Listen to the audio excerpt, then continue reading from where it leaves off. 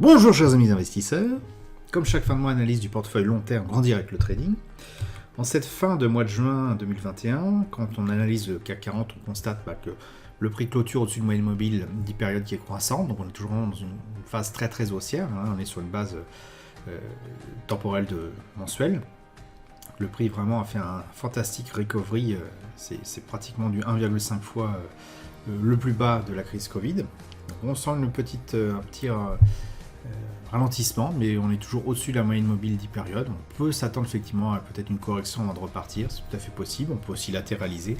Quoi qu'il en soit, pour l'investissement long terme, on applique bêtement la stratégie. Clôture au-dessus de moyenne mobile 10 périodes, on conserve. On évite quand même d'acheter en ce moment parce qu'on est relativement loin de cette moyenne mobile. Il vaut mieux acheter effectivement quand on est un peu plus près. Mais si vous êtes déjà en position, vous conservez, il n'y a pas lieu de paniquer, comme tous les cassants qui peuvent nous l'indiquer pour l'instant. On n'a pas encore de signal de retournement et on n'a pas encore de signal non plus de consolidation. Concernant le CW8, voilà, qui est plutôt les actions, le TF sur les actions mondiales, on a à peu près la même chose. Un peu plus de patates quand même que sur le CAC 40, mais on est au-dessus d'une moyenne mobile 10 périodes vraiment très haussière. Pour l'instant, il n'y a pas lieu de faire quoi que ce soit d'autre que de garder sa position. Au niveau des obligations, donc que ce soit moyen terme, long terme ou court terme, sur le long terme, on voit quand même qu'il y a une petite différence entre les deux, même si c'est quand même baissier dans les deux cas. On a une clôture au-dessous d'une moyenne mobile 10 périodes décroissante, donc c'est pas le moment d'acheter. On voit tout de même qu'il y a un signal de ralentissement de cette baisse, donc ça peut être intéressant de suivre ça dans le futur proche. Quoi qu'il en soit, en l'état actuel des choses, si vous aviez une position, il est plus que temps de la revendre, c'est même un peu tard par rapport à la stratégie. Et si vous voulez acheter du NTH, c'est clairement pas le bon moment. Concernant les obligations court terme, moyen terme, donc c'est une légère différence, c'est un peu moins marqué que les obligations long terme. On voit en fait que, comme on a eu par le passé, une petite incursion du prix en dessous de l'immobilier 10 périodes, la faisant du coup virer en rouge en mode décroissant. On a à peu près la même chose ici, donc il n'y a rien non plus de dramatique. Moi j'ai quand même clôturé ma position parce que j'ai bêtement appliqué la stratégie, en clôture en dessous de l'immobilier 10 périodes décroissante, on clôture. Mais je pense que c'est intéressant à surveiller, qu'il est tout à fait possible qu'on reparte à la hausse. Donc voilà. Si vous avez encore des positions que vous ne l'aviez pas revendues, normalement on applique la stratégie, on vend. Maintenant, ça peut valoir le coup de regarder peut-être sur une unité de temps un petit peu plus rapide en semaine, voir s'il y a peut-être un point d'entrée intéressant à surveiller. Concernant l'or, avec le GBS, eh bien voilà, on se retrouve à clôturer de part et d'autre une moyenne mobile 10 périodes qui est toujours décroissante. Donc c'est pas le meilleur moment pour acheter selon la stratégie.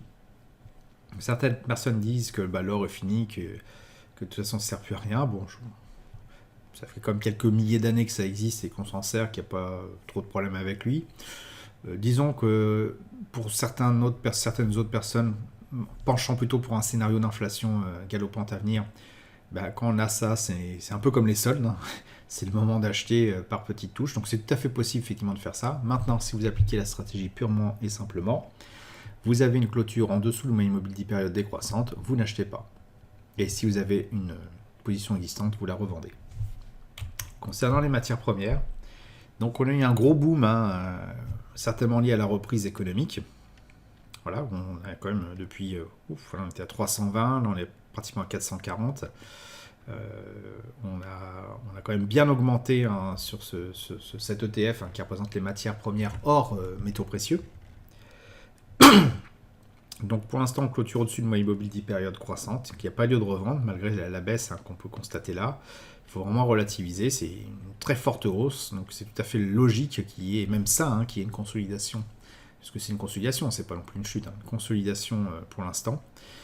Est-ce que c'est le moment de reprendre, de rajouter au pot? On peut le faire, on est quand même assez loin de la moyenne mobile 10 périodes. Donc on peut tenter le coup, il faut voir la bourse sur un horizon long terme.